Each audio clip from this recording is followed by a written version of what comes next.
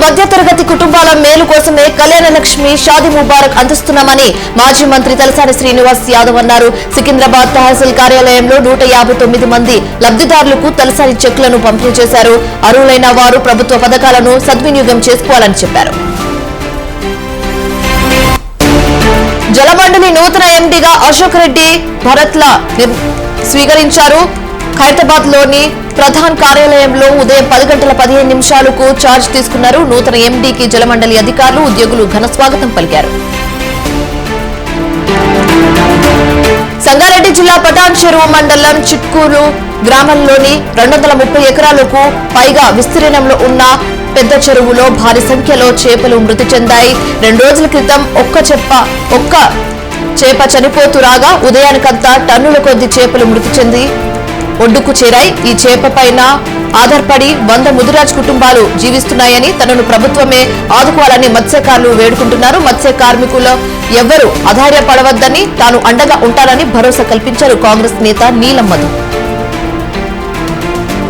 Old Boinpally division లో బోయిన్ చెరువు సుందరీకరణం కోసం గతంలో 20 కోట్ల రూపాయల నిధులు మంజూరు చేసి అభివృద్ధి చేయకుండా ఎమ్మెల్యే మాధవరం కృష్ణారావు స్వాహా చేశారని బీజేవైఎం రాష్ట్ర కార్యవర్గ సభ్యులు కన్యప్రకాష్ ఆరోపించారు. 2 రోజుల క్రితం అధికారులతో కలిసి ఎమ్మెల్యే బోయిన్ చెరువును పరిశీలించి గుర్రపు డొక్కెను తొలగించేందుకు జీహెచ్ఎంసీ కమిషన్ కు లేఖ రాస్తామని చెప్పడం విడ్డూరంగా ఉందన్నారు.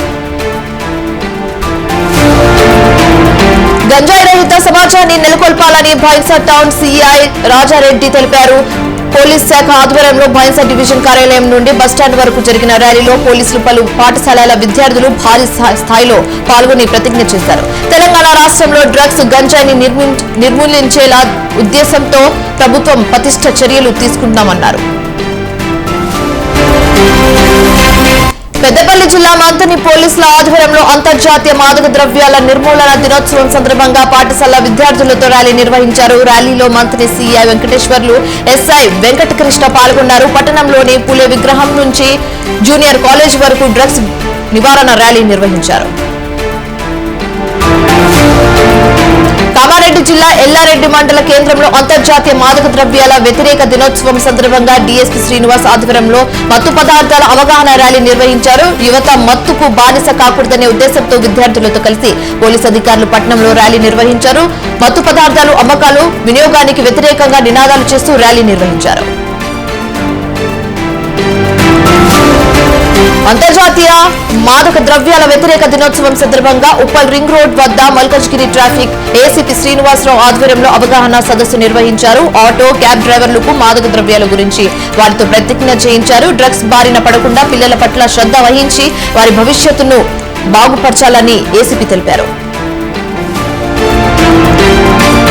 రాష్ట్రంలో ఇవాళ ఏబీవీపీ బంద్ కు పిలుపునిచ్చింది. రాష్ట్ర ప్రభుత్వం కొలువు తీరి 6 నెలలు గడుస్తున్నా విద్యాశాఖ మంత్రిని నియమించలేదని, ప్రభుత్వ పాఠశాలల్లో విద్యార్థులకు నాణ్యమైన ఆహారం, విద్య అందడం లేదని వాళ్ళు డిమాండ్లు రాష్ట్ర ప్రభుత్వం ముందు పెట్టి బంద్ కు పిలుపునిచ్చింది. నిరసన చేస్తున్న ఏబీవీపీ కార్యకర్తలను పోలీసులు అరెస్టు చేశారు. సూర్యాపేట జిల్లా తుంగతుర్తి నియోజకవర్గం అర్వపల్లి గ్రామంలో అక్రమ ఇసుక దందా రెచ్చిపోతుంది. మూసివాగు నుంచి 100 లారీలో ఇసుకను తుంగతుర్తి ఎమ్మెల్యే సామెల్ తరలిస్తున్నారు. తాను ఉన్నంత కాలం ఇసుక తరలించకుండా చూసుకుంటానని మాయమాటలు చెప్పారని గ్రామస్తులు మండిపడుతున్నారు.